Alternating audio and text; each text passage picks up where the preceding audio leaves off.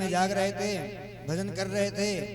अचानक से ऐसा लगा कि जैसे प्रातः काल हो गई, क्योंकि पहले घड़ी इत्यादि नहीं थे समय देखने के लिए, तो लगा सवेरा हो गया है।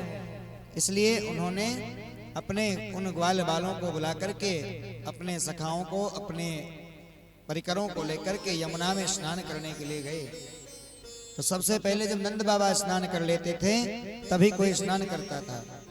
नंद बाबा जैसे ही जल में डुबकी लगाए जाकर के दोबारा निकले ही नहीं। 2-4 मिनट कुछ देर कुछ क्षण बीत गए। जब ब्रजवासियों ने देखा कि नंद बाबा नहीं निकले, बड़ी समस्या। कौन जाकर के अंदर पता लगाए, ढूंढे, जाकर के उन कन्हैया को सूचित किया, बताया कन्हैया तुम्हारे बाबा स्नान करने के लिए गए थे, और स्नान करने के लिए गए थे, दोबारा बाहर ही नहीं निकले, चल करके देखो तो जरा कहां गए। कन्हैया आए और आकर के देखा, जब आवाज लगाई नहीं सुना नंद बाबा ने, तो तुरंत जल में प्रविष्ट हो गए। और जल में जब गए तो जल में पहुंचे, तो पहुंच करके वरुण देवता जो जल के स्वामी हैं, उन्होंने देखा कि प्रभु श्री कृष्ण आए हैं, तुरंत अपने आसन से खड़े हो गए। नंद बाबा को तो एक तरफ बांध रखा है, बंदी बना रखा है, हाथ बंधे हैं, पैर बंधे हैं, खड़े हैं नंद बाबा। और इधर कन्हैया पहुंचे तो इनको पहुंचते ही तुरंत वरुण देवता ने बढ़िया सुंदर आसन पर विराजमान कराया। अपने निज आसन पर चरण धोए, खूब सेवा करी, जलपान कराया और कहने लगा, अद्य मे निभृतो देहो देवार्थोऽधिगतः प्रभो तत्पाद भाजो भगवन् न वापुः पारमध्वनः। आज मैं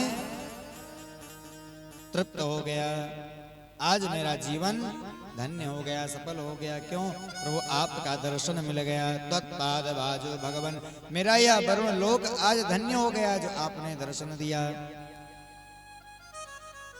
प्रभु श्री कृष्ण ने कहा, मेरी तो खूब पूजा वंदना कर रहे हो, मेरे ही पिता को बंदी बना करके रखे हो।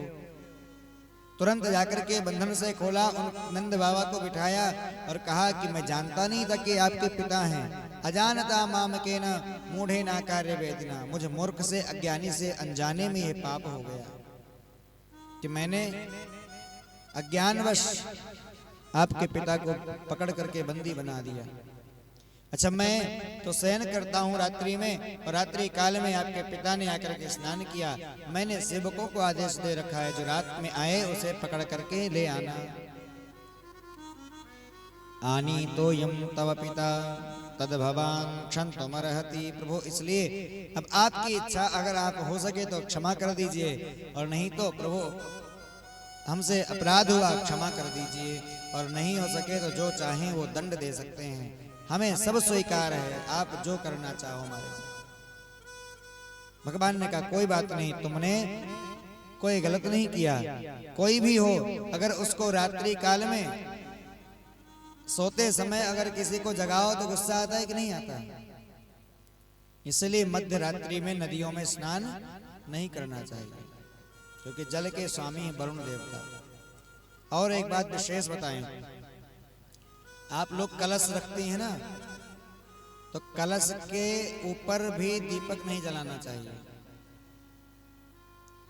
क्यों?